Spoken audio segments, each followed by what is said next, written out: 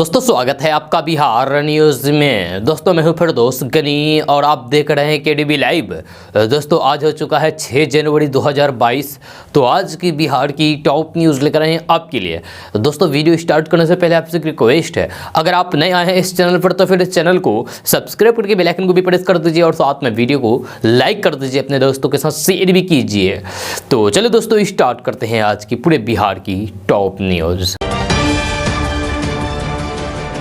दोस्तों आज सबसे पहले बात करते हैं कि बिहार की राजधानी पटना से बड़ी खबर सामने आ रही है। ताज़ा रिपोर्ट्स के मुताबिक बिहार में कोरोना से मरने वाले सभी लोगों के परिजनों को सरकार के द्वारा 4-4 लाख रुपए की आर्थिक सहायता राशि दी जाएगी। इसको लेकर कैबिनेट की मंजूरी मिल गई है। खबर के अनुसार नीतीश कैबिनेट की बैठक में सरकार ने 6 प्रस्ताव पर मुहर लगाया है। साथ ही साथ कोरोना महामारी से मरने वाले लोगों के परिजनों को 4-4 लाख रुपए की आर्थिक सहायता राशि जारी करने का फैसला किया गया है।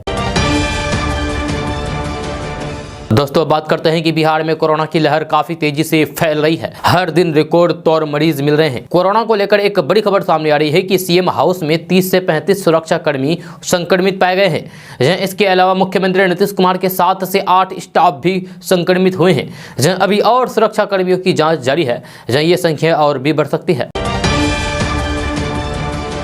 दोस्तों बात करते हैं कि बिहार में ग्रेजुएशन पास करने वाली छात्राओं को सरकार की ओर से बड़ा तोहफा मिल गया है। शिक्षा विभाग ने चालू वित्तीय वर्ष में मुख्यमंत्री कन्या उत्थान योजना के तहत स्नातक पास यानी कि ग्रेजुएशन पास करने वाली छात्राओं को प्रोत्साहन राशि भुगतान करने के लिए 494 करोड़ 23 लाख रुपए राशि जारी कर दी है। साथ ही 1,60,000 ग्रेजुएशन पास लड़कियों को उनके बैंक खाते में सप्ताह भर में पैसे देने का निर्देश भी दिया गया है। मुख्यमंत्री नीतीश कुमार की ओर से शुरू की गई इस योजना के तहत ग्रेजुएशन पास करने वाली छात्राओं को उनके बैंक खाते में एक मुश्त 25,000 रुपए की राशि दी जाएगी।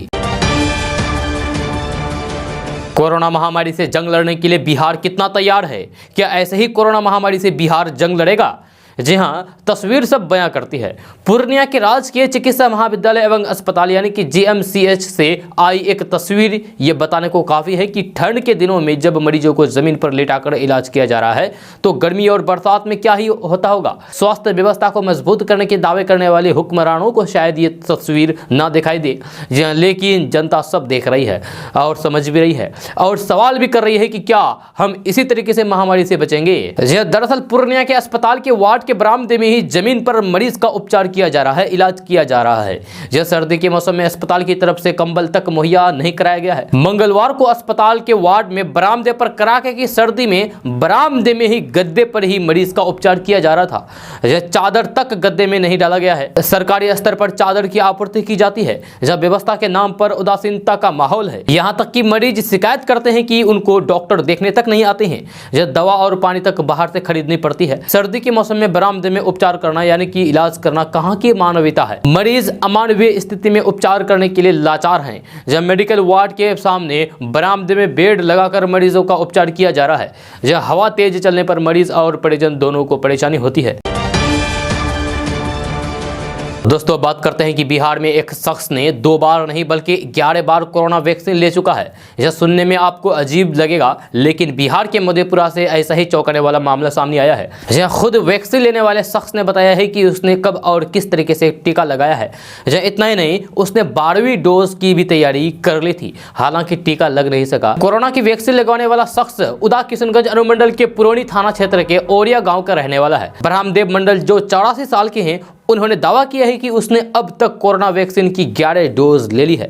इतना ही नहीं, उसका यह भी दावा है कि वैक्सीन से उसे काफ़ी फायदा हुआ है, जिस कारण वह बार बार ये डोज ले रहा है। बीते दिन वह वैक्सीन लेने के लिए चौसा पीएचसी गया था, लेकिन वहां वैक्सीनेशन बंद हो गया था, इसीलिए 12वीं डोज नहीं ले सका। दोस्तों बात करते हैं कि बुल्लीबाई ऐप विवाद के सिलसिले में मुंबई पुलिस ने बड़ी कार्रवाई करते हुए मंगलवार को 18 वर्षीय श्वेता सिंह को उत्तराखंड से गिरफ्तार किया है और सुर्खियों में कहा गया है कि ये युवती इस पूरे केस की मास्टरमाइंड रही है। इसके एक दिन पहले जिस 21 वर्षीय इंजीनियरिंग छात्र को बेंगलुरु से गिरफ्तार किया गया था, जब श्वेता उसकी सहयोगी भी पाई गई थी। दोनों सोशल मीडिया पर तब संपर्क में आए थे जब दोनों का विचारधारा समानता दिखी थी। इसके बाद दोनों के बीच दोस्ती हुई और दोनों ने मुस्लिम महिलाओं की तस्वीरें नीला नीलामी वाले वेब पेजों का खेल शुरू किया। बताया जा रहा है कि गिटहब नाम के कोड शेयरिंग प्लेटफॉर्म पर विवादास्पद वेब पेज होस्टिंग मामले में पहला वेब पेज जुलाई 2021 में सामने आया था, जबकि दूसरा बुल्लीबाई नाम से 1 जनवरी को इन पेजों पर मुस्लिम महिलाओं के लिए अपमानजनक सामग्री होना पाया गया था, जिससे विवाद ने तुल पकड़ लिया था। इस सिलसिले में ट्विटर के जरिए ट्रेस हुए विशाल कुमार झा को पहले गिरफ्तार किया गया और उसके बाद मुंबई की साइबर क्राइम सेल ने उत्तराखंड के उधम सिंह नगर जिले में स्थित रुद्रपुर से श्वेता को गिरफ्तार किया गया है। दोस्तों बात करते हैं कि बिहार ही नहीं बल्कि संपूर्ण भारत में कहा जाता है कि स्वास्थ्य के लिए अंडा फायदेमंद है। जहां अगर संभव हो तो फिर रोजाना कम से कम 1 अंडा जरूर खाएं। डॉक्टर भी मरीजों को खाने वाले भोजन में अंडे को शामिल करने को कहते हैं, लेकिन बिहार के सहरसा जिले में ऐसा मामला सामने आया है जिसे जानकर आप चौंक जाएंगे और अंडा खाना तो दूर, अंडा खाना ही भूल जाएंगे। यहाँ प्लास्टिक के अंडे के मिलने से सनसनी फैल गई है। अंडा खरीदने वाले लोग इस मामले को लेकर डीआईजी एसपी सिविल सर्जन के पास पहुंच रहे हैं। इधर मामले की गंभीरता को देखते हुए सिविल सर्जन के आदेश पर सहरसा फूड प्रोसेसिंग विभाग के अधिकारी इस मामले की जांच में जुट गए हैं। दरअसल बीते दिनों बाबुल सिंह नाम के एक शख्स ने शहर के गंगजला चौक पर खाने के लिए अंडे की खरीदारी की और उसे घर लेकर आया। जैसे ही वह पहुंचा और अंडे को तोड़ना शुरू किया तो उसमें उन्हें प्लास्टिक नजर आया। प्लास्टिक की जांच करने के लिए उन्होंने घर में अंडे को आगे के हवाले किया, जहां उसने साफ तौर पर प्लास्टिक नजर आया। जहां अंडे में प्लास्टिक नजर आने के बाद बाबुल सिंह पुलिस के पास पहुंचे और मामले की शिकायत की। इस मामले में सिविल सर्जन अवधेश प्रसाद ने बताया है कि मामला संज्ञान में आया है। जहां अंडे को सील करके जांच के लिए भेजा जा रहा है। जांच के बाद ही इस मामले में स्पष्ट रूप से कुछ कहा जा सकता है। हालांकि प्लास्टिक का अंडा मिलने से इलाके में सनसनी फैल गई है। जहां लोग अंडे से परहेज कर रहे हैं, अब अंडा नहीं खा रहे हैं। जहां फिलहाल प्लास्टिक के अंडे की पुष्टि केडीबी लैब नहीं करता है। दोस्तों बात करते हैं कि सोशल मीडिया की दुनिया भी काफ़ी अजीब है। यहाँ ऐसी ऐसी चीज़ें देखने को मिल जाती है जिसे देखकर कई बार यूजर्स हैरान हो जाते हैं। उन्हें यकीन नहीं होता है कि ऐसे भी घटना घट सकती है। एक ऐसा ही वीडियो इन दिनों सोशल मीडिया पर छाया हुआ है जिसमें एक महिला शेर को गोद में लेकर के सड़कों पर दौड़ रही है। इस वीडियो को देखने के बाद लोगों के रोंगटे खड़े हो गए हैं, क्योंकि कोई भी इंसान शेर को कैसे गोद में उठा सकता है, जबकि उसको पता है कि शेर कितना खतरनाक होता है, फिर भी शेर को गोद में उठाकर दौड़ना कितनी बड़ी बात हो जाती है, आप सोच सकते हैं। इस दुनिया में कौन इंसान कब क्या कर जाए कुछ भी कहा नहीं जा सकता है। इस वायरल वीडियो को देखने के बाद आपको यही लगेगा। यह बताया जा रहा है कि यह चौंकाने वाला मामला कुवैत का है। रिपोर्ट्स के अनुसार एक पालतू शेर घर से फरार हो गया था। घर वालों ने इसकी सूचना पुलिस को दी। यह खबर पूरे इलाके में आग की तरफ फैल गई, क्योंकि एक शेर सरेआम सड़कों पर घूम रहा था। लेकिन जल्द ही शेर को ढूंढ लिया गया है और घर की एक लड़की मौके पर पहुंच गई। उसने बिना कुछ सोचे समझे शेर को गोद में उठाया और गाड़ी की तरफ ले भागी। इस नज़ारे को देखने के बाद लोग दंग रह गए। आप भी इस वीडियो को आगे देखिए।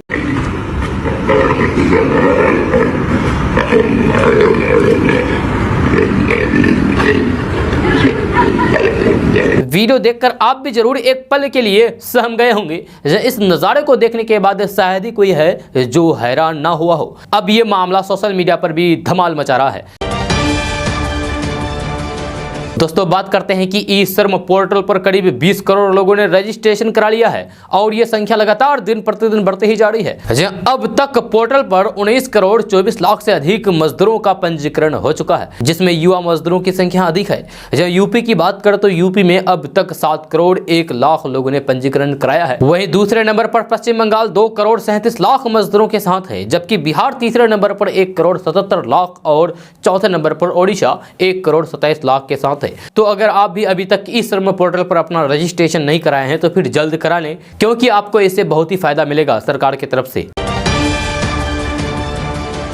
दोस्तों बात करते हैं कि एक और देश में कोरोना के मामले तेजी से बढ़ रहे हैं, वहीं दूसरी ओर 5 राज्यों में इसी साल विधानसभा चुनाव भी होने हैं। इस चुनाव को लेकर सभी राजनीतिक पार्टियां मैदान में उतर चुकी है, लेकिन अब बढ़ते कोरोना संक्रमण से उनकी रैलियों पर ग्रहण लग रहा है। कल देश भर में कोरोना के 55,000 से ज्यादा नए मामले सामने आए हैं। ऐसे में कांग्रेस पार्टी ने यूपी समेत अन्य राज्यों में बड़ी चुनावी रैलियां न करने की घोषणा की है। जहाँ कांग्रेस ने ऐलान किया है कि पार्टी उत्तर प्रदेश और अन्य चुनावी राज्यों में बड़ी रैलियों को नहीं करेगी। जहाँ पार्टी के महासचिव केसी वेणुगोपालन ने कहा है कि पार्टी ने यूपी और अन्य राज्यों में बड़ी चुनावी रैली स्थगित करने का फैसला किया है। जहां कांग्रेस के राष्ट्रीय प्रवक्ता पवन खेर ने इस बात की जानकारी दी है। उन्होंने कहा है कि कांग्रेस ने यूपी की चुनावी रैलियां रोक दी है। बाकी चुनावी राज्यों के लिए फैसला वहां के राज्य प्रभारियों की रिपोर्ट के आधार पर की जाएगी। इस बीच खबर आ रही है कि प्रधानमंत्री नरेंद्र मोदी की 9 जनवरी को होने वाली रैली रद्द हो सकती है। सूत्रों ने बताया है कि कोरोना के बढ़ते खतरे को देखते हुए प्रधानमंत्री नरेंद्र मोदी की प्रस्तावित रैली स्थगित हो सकती है। हालांकि बीजेपी की ओर से इसकी अभी तक आधिकारिक पुष्टि नहीं की गई है। आपको बता दें कि लखनऊ के रमाबाई मैदान में 9 जनवरी को पीएम मोदी एक बड़ी रैली को संबोधित करने वाले थे, लेकिन अब खबर आ रही है कि ये रैली कैंसिल हो सकती है। दोस्तों बात करते हैं कि आसमान में पक्षियों का झुंड जाते हुए जरूर आपने देखा होगा। यह झुंड वी आकार के रूप में आगे बढ़ता हुआ नजर आता है। जहां कभी सोचा है कि ऐसा आखिर है क्यों, तो लंबे समय से यह वैज्ञानिकों के बीच बहस का विषय बना रहा। इस बीच रिसर्च की गई है जिसमें कई अहम बातें सामने आई है और पता चलता है कि ज्यादातर पक्षी इसी आकार में क्यों उड़ते हैं। तो चलिए बात करते हैं कि पक्षी वी आकार बनाते हुए आखिर क्यों उड़ते हैं। तो रिसर्च कहते हैं कि उड़ते समय पक्षियों के वी आकार बनाने के पीछे 2 कारण होते हैं। पहला, इसमें पक्षी आसानी से उड़ पाते हैं और अपने दूसरे साथी से टकराते नहीं हैं। दूसरा, पक्षियों के झुंड में एक लीडर होता है जो सभी को गाइड करता है। उड़ते समय वह लीडर सबसे आगे होता है और दूसरे पक्षी उसके पीछे पीछे उड़ते हैं। इसीलिए उड़ान भरते समय वी आकार बनता है। इस तरह की उड़ान पर कई वैज्ञानिकों ने अपना भी मत रखा है। लंदन यूनिवर्सिटी के रॉयल वेटरनरी कॉलेज के प्रोफेसर जेम्स उसरवुड का कहना है कि इस तरह की उड़ान भरने पर हवा को काटना आसान हो जाता है और बगल में उड़ रहे पक्षी के लिए उड़ते रहना और आसान हो जाता है। इसके अलावा एनर्जी बचती है। रिसर्चरों का कहना है कि पक्षियों में इस तरह से उड़ने की कला जन्म से नहीं होती है। समय के साथ यह धीरे धीरे झुंड में रहने पर ऐसा करना सीखते हैं। दोस्तों बात करते हैं कि बिहार को जल्द ही बिहार के दूसरे सबसे बड़े म्यूजियम की सौगात मिलने जा रही है। यह जानकारी के अनुसार इस साल के मध्य में यानी कि इस साल के बीच में यह तैयार होकर आम लोगों के लिए खोल दिया जाएगा। आपको बता दें कि नए साल के शुरू में ही जहां लोगों को बिहार सरकार तथा बिहार परियोजना की तरफ से कई सारी सौगात मिलने जा रही है, वहीं दूसरी ओर बिहार का दूसरा सबसे बड़ा म्यूजियम भी बनकर तैयार हो चुका है और जल्द ही इसे शुरू करने की उम्मीद भी जताई जा रही है। आपको बता दूं कि इस म्यूजियम में बिहार के इतिहास से लेकर सांस्कृतिक धरोहरों की एक दुर्लभ झांकी देखने को मिलेगी जो दर्शकों का ध्यान अपनी ओर आकर्षित करेगी। बिहार का दूसरा सबसे बड़ा म्यूजियम बनकर लगभग तैयार हो गया है। इस साल के बीच तक ये आम लोगों के लिए खोल दिया जाएगा। जानकारी के अनुसार ये लखीसराय जिले के बालगुदर में इसका निर्माण कार्य चल रहा है। ये म्यूजियम 1.5 एकड़ जमीन पर बनाया जा रहा है। दोस्तों अब बात करते हैं कि आजकल हर कोई अपनी शादी को स्पेशल बनाना चाहता है। इसके लिए कई बार दूल्हा दुल्हन अच्छी खासी तैयारी भी करते हैं। इतना ही नहीं, कई बार इनकी एंट्री ऐसी होती है जिसे लोग देखते ही रह जाते हैं। इन दिनों भी कुछ ऐसा ही सामने आया है जिसमें दुल्हन ने बड़े ही स्वेग और ख़ास अंदाज में एंट्री ली है, जिसे देखकर लोग वाकई हैरान है और उसका यही वीडियो सोशल मीडिया पर अब चर्चा का विषय बना हुआ है। जब वायरल हो रहे वीडियो में आप देख सकते हैं कि दुल्हन जीप चलाकर बड़े शानदार अंदाज में वेन्यू पर पहुंचती है। चंद सेकेंड इस क्लिप की सबसे खास बात यह है कि इसमें दुल्हन खुद ही जीप को चला रही है। इसके साथ ही दुल्हन के बगल में बैठी उनकी बहन ने अपने हाथों में एक बैनर लेकर रखा है जिस पर लिखा है कि अगर आप हमारी बहन से शादी करना चाहते हैं तो फिर इसकी कीमत आपको देनी होगी। इसके दुल्हन के भाई भी पीछे ढोल पर नाचते हुए दिखाई दे रहे हैं। जब दुल्हन की इस एंट्री को लोगों द्वारा काफी पसंद किया जा रहा है। दोस्तों बात करते हैं कि दिल्ली में कोरोना और फिर ओमिक्रॉन के मामले तेजी से बढ़ रहे हैं। जब पिछले 24 घंटे में दिल्ली में कोरोना के 4000 से भी ज्यादा मामले सामने आए हैं। खुद दिल्ली के मुख्यमंत्री अरविंद केजरीवाल भी कोरोना पॉजिटिव पाए गए हैं। जब दिल्ली में बिगड़ते हालातों को देखते हुए वीकेंड कर्फ्यू लगाने का फैसला किया गया है जो इसी हफ्ते से लागू होगा। वीकेंड कर्फ्यू का ऐलान होने के साथ ही दिल्ली में रह रहे मजदूर और रोजाना कमाने खाने वाले पुराने बुरे अनुभव को याद करते हुए दहशत में ही डरे हुए हैं। कर्फ्यू के तहत तमाम तरह की पाबंदियां राजधानी दिल्ली में लगाई जा रही है। इस बीच सवाल ये उठ रहा है कि क्या मजदूरों के साथ वही स्थिति आने वाली है जो पहले भी लॉकडाउन के समय में आई थी। सवाल ये भी उठ रहा है कि क्या दिल्ली में पूरी तरीके से लॉकडाउन भी लगाया जाएगा। इन सवालों के जवाब में दिल्ली के स्वास्थ्य मंत्री सत्येंद्र जैन ने साफ तौर पर कहा है कि दिल्ली में कोई भी लॉकडाउन नहीं लगाया जा रहा है। सत्येंद्र जैन ने साफ कहा है कि हमने पूर्ण लॉकडाउन नहीं लगाया है, जहां हम अभी स्थितियों को संजीदगी से देख रहे हैं। जहां वीकेंड पर वैसे ही छुट्टियां होती है तो फिर इसीलिए वीकेंड कर्फ्यू ही लगाया गया है। दिल्ली में लॉकडाउन नहीं लगाया जा रहा है।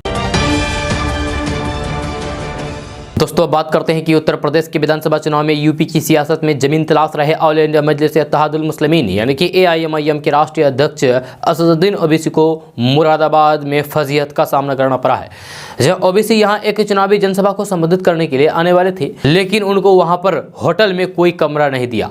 जहां मिल रही जानकारी के मुताबिक होटल मैनेजमेंट ने ओवैसी को कमरा देने से इनकार कर दिया। इसे लेकर AIMIM के प्रदेश अध्यक्ष ने नाराजगी जताई है। इसके साथ ही उन्होंने आरोप लगाया है कि होटल मैनेजमेंट बता रहा है कि पुलिस ने असदुद्दीन ओवैसी को कमरा देने से मना किया है। जहां उन्होंने कहा है कि होटल वालों ने उन्हें बताया है कि होटल में किसी दूसरे व्यक्ति के लिए तो कमरा उपलब्ध है, लेकिन ओवैसी को कमरा नहीं दे सकते हैं। दोस्तों बात करते हैं कि देश के इतिहास में कई ऐसी कहानियां सुनी और कही जाती है जिसमें गरीबों और ज़रूरतमंदों के लिए लोगों ने अपना सब कुछ न्यौछावर कर दिया है। आज भी ऐसे लोग इस देश में आसानी से मिल जाते हैं। आज भी इस तरह के इंसान से मिलना है तो फिर इसके लिए आपको भारत की भूमि पर बिहार के गया जिला आना पड़ेगा। जहाँ बिहार के गया जिला के GB रोड में स्थित एक छोटी सी चाय की दुकान पर पहुंचते ही इंसानियत का एहसास होने लगेगा। हम बात कर रहे हैं एक ऐसे शख्स की जिसने अपनी पूरी जिंदगी परमार्थ के लिए लगा दी है। बहुत से लोग खुद के लिए तो पूरी दुनिया जीत लेती है, लेकिन दूसरों के लिए कुछ एक ही लोग होते हैं। उन कुछ एक ही लोगों में गया जिला का संजय चंद्रवंशी है, जिन्होंने हंसते हंसते गरीबों की सेवा में अपने घर तक को गिरवी रख दिया है। इतना ही नहीं, जिस महाजन से संजय चंद्रवंशी ने पैसे लिए थे, उसके पैसे चुकाने के लिए अपने एक लौते गाड़ी कमाई और ईमानदारी की निशानी घर को उसी महाजन के हाथों सौंप दिया है। जब 2 बेटियां और एक बेटे के साथ धर्मपत्नी और खुद संजय 5 लोगों का परिवार बिहार के गया में मिसाल बनकर कायम है। इनकी छोटी सी चाय की दुकान पर गरीबों की भीड़ जमा रहती है, जिन्हें संजय अपने बेटे के साथ फ्री में चाय पिलाते हैं। यही नहीं, मानसिक रूप से विपक्षित लोगों को बुलाकर भी संजय उनका रूप बदल देते हैं। जाड़े के दिनों में गरीबों के लिए कंबल से लेकर उन्हें गर्मी के लिए अलाव का इंतजाम करते हैं। जब संजय बताते हैं कि गरीबों की सेवा के लिए उन्हें किडनी बेचने की जरूरत पड़े तो वे निसंकोच बेच देंगे। जब उन्होंने कहा है कि छोटी सी कमाई में उन्हें किसी चीज की कमी नहीं है, गरीबों की सेवा में उन्हें खुशी मिलती है। यही नहीं, उनकी पत्नी गरीबों के लिए खाना बनाकर खिलाती है। जब BCom में पढ़ने वाले बेटा खुद गरीबों को चाय पिलाता है। जब अटल और आमदीय साहस के साथ दानवीरता की मिसाल कायम करने वाले संजय चंद्रवंशी निरंतर अपने ऊपर टूटे दुखों के पहाड़ को चीरता हुआ आगे बढ़ता जा रहा है। तो दोस्तों बात करते हैं कि केंद्र कांस्टेबल चयन बोर्ड ने भर्ती निकाली है। जब 12वीं पास को भी सरकारी नौकरी मिलेगी, तो चलिए बात करते हैं। सरकारी नौकरी का सपना देख रहे उम्मीदवारों के लिए अच्छी खबर सामने आई है। केंद्र कांस्टेबल चयन बोर्ड यानी कि CSBC बिहार ने निषेध कांस्टेबल के पदों पर भर्ती के लिए परीक्षा की तारीखों का ऐलान कर दिया है। इन तारीखों के लिए नोटिफिकेशन को आधिकारिक वेबसाइट पर जारी किया गया है। CSBC बिहार द्वारा निषेध कांस्टेबल के पदों पर भर्ती के लिए परीक्षा का आयोजन 27 फरवरी 2022 को सभी कोरोना गाइडलाइंस का पालन करते हुए किया जाएगा। केंद्र कांस्टेबल चयन बोर्ड बिहार की निषेध कांस्टेबल भर्ती के लिए खाली पड़े पदों की कुल संख्या 365 है। उम्मीदवार इस बात का ध्यान रखें कि इस भर्ती के लिए आवेदन की प्रक्रिया जारी है और आवेदन की अंतिम तिथि 18 जनवरी 2022 तक है। दोस्तों बात करते हैं कि नए साल की शुरुआत के साथ ही बैंकों की छुट्टियों की नई लिस्ट आ चुकी है। जहां रिजर्व बैंक ऑफ इंडिया पूरे साल बैंकों की छुट्टियों की लिस्ट जारी कर देता है। जहां RBI की वेबसाइट पर जारी बैंकों की छुट्टियों की लिस्ट जारी कर दी जाती है। इस लिस्ट के मुताबिक जनवरी में 16 दिन के लिए बैंक बंद रहेंगे। बैंक की छुट्टियों की लिस्ट पर नजर डालें तो फिर जनवरी से आने वाले हफ्ते में बैंक लगातार 4 दिन बंद रहेंगे। ऐसे में अगर आपको आने वाले हफ्तों में बैंक से जुड़ा कोई भी कामकाज बाकी है तो फिर बिना देर किए फौरन उसे निपटा लें, वरना अगले हफ्ते आपको इंतजार करना पड़ सकता है। हालांकि ये छुट्टी हर जगह एक साथ नहीं होगी, यानी कि ये छुट्टियां शहरों के हिसाब से अलग अलग होती है। RBI की आधिकारिक वेबसाइट पर दी गई अवकाश की छुट्टियों के मुताबिक ये छुट्टी अलग अलग शहरों में होगी। दोस्तों बात करते हैं कि औरंगाबाद में समाज सुधार अभियान यात्रा को मुख्यमंत्री नीतीश कुमार ने संबोधित किया। इस दौरान लोगों को संबोधित करते हुए उन्होंने बिहार में लागू शराबबंदी पर चर्चा की। वहीं मुख्यमंत्री नीतीश कुमार ने इस दौरान झारखंड को लेकर बड़ी बात कह दी। मुख्यमंत्री नीतीश कुमार ने कहा कि बिहार में गड़बड़ शराब झारखंड से आती है। झारखंड सरकार खुद तो अपने राज्य में शराबबंदी लागू नहीं करते हैं। जहाँ शराबबंदी है वहाँ झारखंड से गड़बड़ सरबड़ शराब जरूर आ जाती है। उन्होंने अपने अधिकारियों को इस पर नजर डालने की बात कही है। CM नीतीश कुमार ने कहा है कि जब हम झारखंड गए हुए थे तो तब वहां के लोगों ने कहा था कि यहाँ भी शराबबंदी होनी चाहिए, लेकिन झारखंड सरकार का इस पर ध्यान नहीं है। जब बिहार में जो गड़बड़ सरबड़ शराब आता है वह झारखंड से ही तो यहाँ पहुँचता है। इसीलिए इन सब इलाकों में सजग रहने की जरूरत है। जब इन इलाकों पर नजर रखिएगा तब पता चलेगा कि गड़बड़ चल रहा है तो फिर विभाग को तुरंत सूचना दीजिए। जब वहीं अब तक हुए पुलिसिया कार्रवाई में ये बात सामने आई है कि शराब हरियाणा, यूपी, नेपाल, बंगाल और झारखंड से ही बिहार में आता है, लेकिन मुख्यमंत्री नीतीश कुमार ने झारखंड के अलावे अन्य जगहों की भी चर्चा नहीं की है। ऐसे में मुख्यमंत्री नीतीश कुमार के इस बयान को लेकर राजनीति तेज हो सकती है। दोस्तों बात करते हैं कि बिहार के कैबिनेट मंत्री जीवेश कुमार ने मंगलवार को कहा है कि हर बार लॉकडाउन लागू करना संभव नहीं है और लोगों को इस समस्या को समझना चाहिए और कोरोना के साथ ही जीना चाहिए। जीवेश कुमार ने कहा है कि कोविड-19 अपना स्वरूप बदल रहा है। पहले कोरोना दुनिया में आया और फिर डेल्टा वेरिएंट और अब ओमिक्रॉन। कोई नहीं जानता है कि कब कौन सा वेरिएंट आएगा, कहाँ जाके रुकेगा, इसलिए हर बार लॉकडाउन नहीं लगाया जा सकता है। हमें वर्तमान परिस्थितियों में तालमेल बिठाना होगा और स्थिति के अनुसार जीना होगा। जीवेश कुमार ने आगे कहा है कि लॉकडाउन से देश में आम लोगों की कमाई बुरी तरीके से प्रभावित होती है। केंद्र और राज्यों की अर्थव्यवस्थाओं को कोरोना के कारण बाधित नहीं होने दिया जा सकता है। उनका यह बयान ऐसे समय में आया है जब बिहार में रोजाना कोरोना के नए मरीज मिल रहे हैं।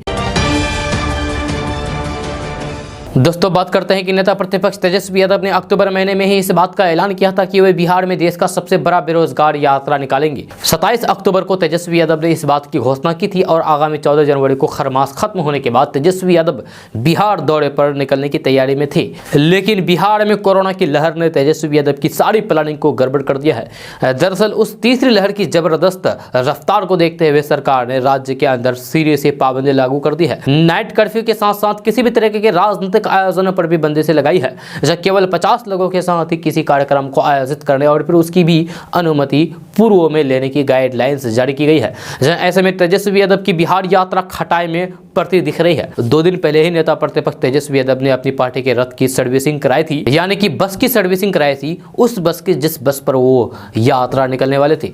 इसी बस पर सवार होकर कभी लालू प्रसाद यादव और बाद में तेजस्वी यादव यात्रा के लिए निकला करते हैं। सारी तैयारियां बिल्कुल रास्ते पर थी।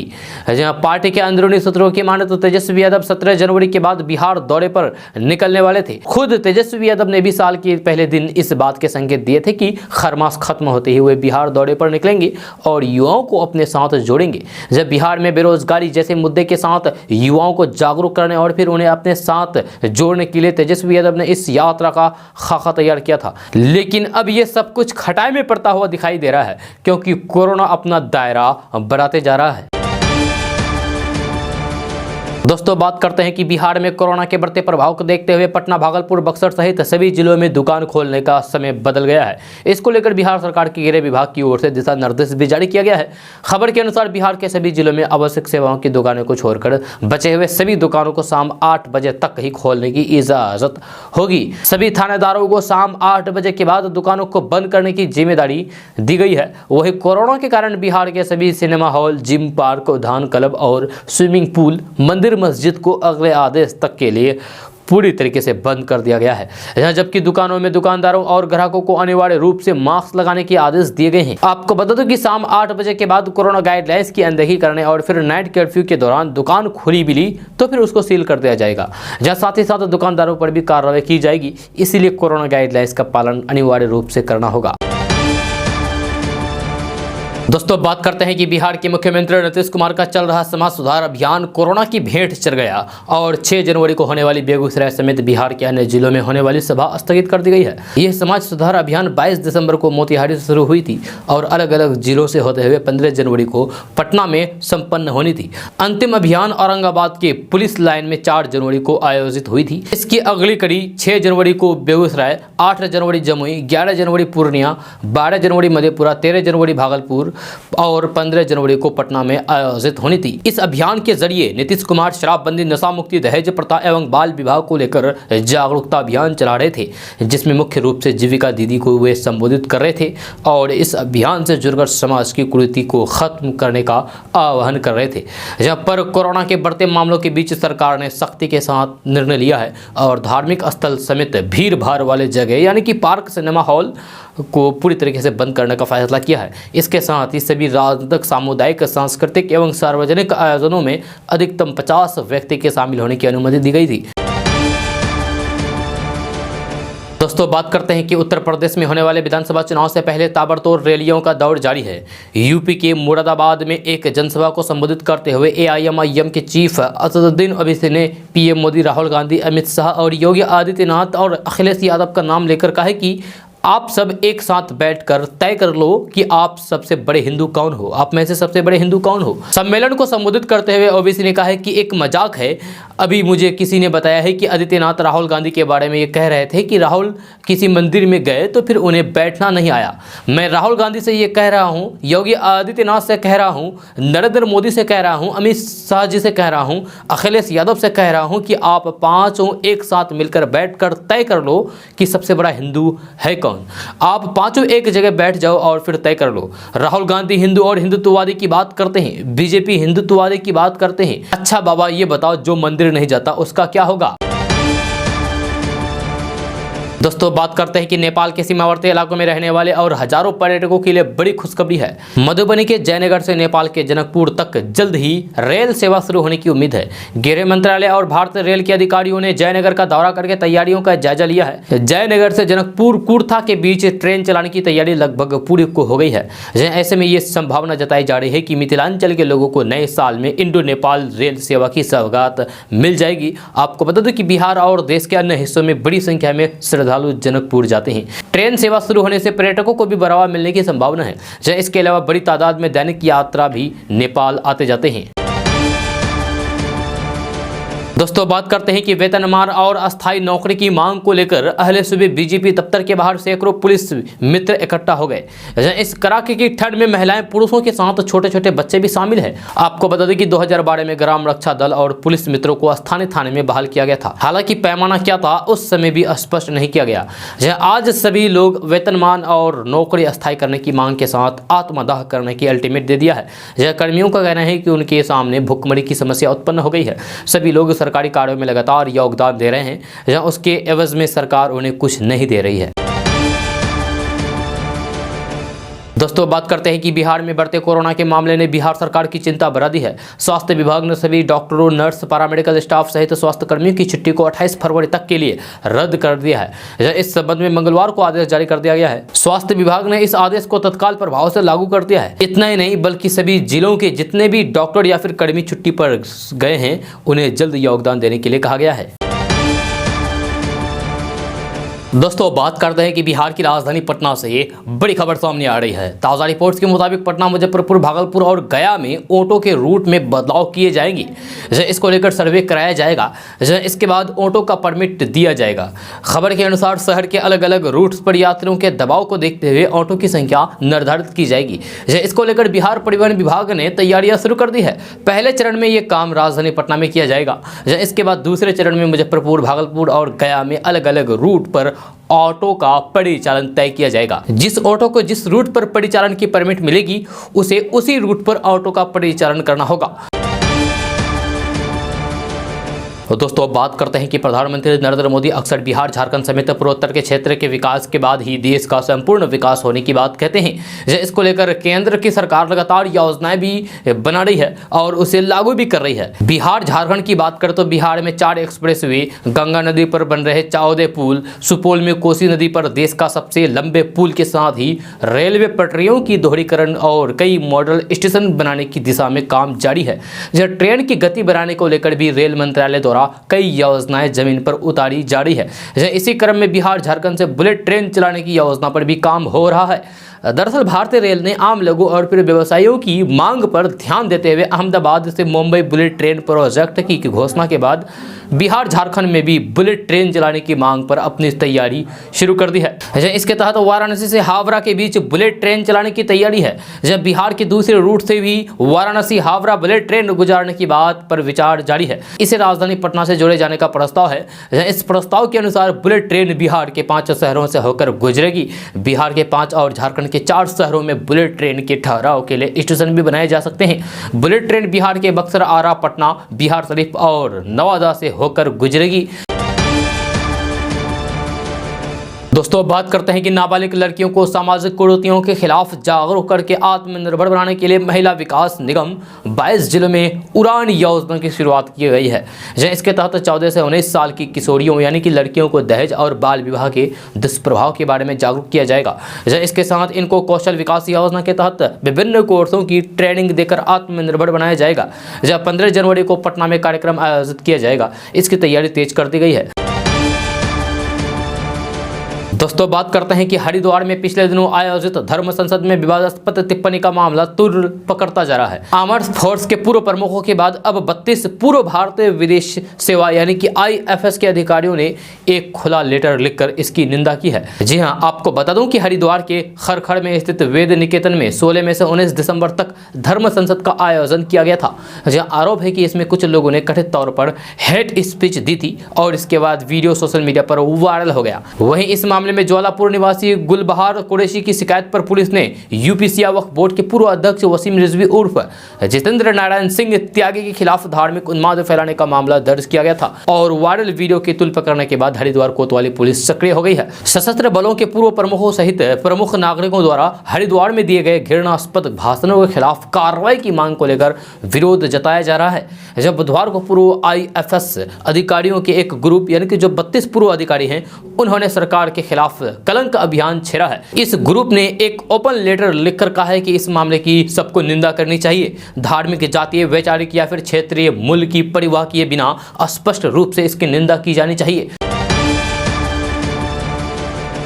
दोस्तों बात करते हैं कि बिहार में लगातार कोरोना के मरीज मिलने से सरकार की टेंशन बढ़ गई है। इस बीच नेताओं के भी संक्रमित मिलने की खबर तेज हो गई है। बिहार के दोनों डिप्टी CM यानी कि दोनों उप मुख्यमंत्री तारकिशोर प्रसाद और रेणु देवी के साथ मंत्री सुनील कुमार और अशोक चौधरी भी कोरोना पॉजिटिव मिले हैं। जब बुधवार को हुए कैबिनेट मीटिंग से पहले इन सभी का कोरोना टेस्ट कराया गया था और कई लोगों की रिपोर्ट पॉजिटिव आई।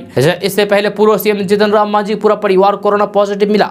इसके बाद जनता दल यूनाइटेड यानी कि JDU के अध्यक्ष राजीव रंजन सिंह उर्फ ललन सिंह भी कोरोना संक्रमित पाए गए थे। जब बिहार में मंगलवार को आई रिपोर्ट ने एक बार फिर से रिकॉर्ड तोड़ दिया है। जब सोमवार से मंगलवार तक बिहार में कोरोना के 893 नए केस मिले। चौंकाने वाली बात यह है कि सिर्फ पटना में ही 565 लोगों की कोरोना पॉजिटिव आई है। गया में भी नए केसों की लगातार बढ़ोतरी हो रही है। यहाँ सोमवार को 88 नए केस सामने आए थे और मंगलवार को 99 मामले रिकॉर्ड किए गए थे। दोस्तों बात करते हैं कि बिहार में निकाय कोटे से होने वाले विधान परिषद का चुनाव होने वाला है। इसको लेकर महागठबंधन में आ चुकी दरारें कम हो सकती है। ये साल बिहार की राजनीतिक दलों के साथ साथ महागठबंधन के लिए भी काफी अहम साबित होने जा रहा है। दरअसल साल 2021 में बिहार के 2 विधानसभा सीटों पर हुए उपचुनाव में कांग्रेस और RJD के बीच खूब तकरार हुई, जिसके चलते RJD और कांग्रेस ने दोनों सीटों पर अपने अपने उम्मीदवार उतारे थे। हालांकि अब दोनों ही राजनीतिक दल ये कोशिश करेंगे कि पुरानी दोस्ती को फिर से पटरी पर लाई जाए। जब लालू की पार्टी ने बिना देर किए पहल करते हुए विधान परिषद की 24 सीटों पर कांग्रेस के साथ मिलकर चुनाव लड़ने की घोषणा कर दी और दोस्ती की शुरुआत कर दी। दरअसल विधानसभा उपचुनाव में कुशेश्वर स्थान सीट RJD से कांग्रेस ने मांगी थी, लेकिन RJD ने साफ इनकार कर दिया था। इस दौरान कांग्रेस प्रभारी भक्तचरण दास ने महागठबंधन को लेकर बयान देते हुए कहा था कि दोनों विधानसभा सीट पर उपचुनाव के बाद गठबंधन की समीक्षा होगी। विधान परिषद के चुनाव को लेकर लालू यादव के पहल के बाद कांग्रेस ने भी सकारात्मक रुख दिखाया है। जब बिहार कांग्रेस प्रदेश अध्यक्ष मदन मोहन झा ने लालू प्रसाद यादव की पहल को सकारात्मक बताया है। यह साथ ही ये भी कहा है कि अंतिम फैसला आला कमान को लेना है। उन्होंने ये भी कहा है कि कांग्रेस हर परिस्थिति के लिए तैयार है। दोस्तों आज का न्यूज़ बस ये तक। कैसा लगा जरूर अपना सुझाव दीजिएगा नीचे कमेंट बॉक्स में कमेंट करके। अगर आप नए आए हैं इस चैनल पर तो फिर इस चैनल को क्या करना है, सब्सक्राइब करना है, साथ में और बेल आइकन को भी प्रेस कर देना है। तो मिलते हैं फिर नेक्स्ट वीडियो में, तब तक के लिए जय हिंद जय बिहार।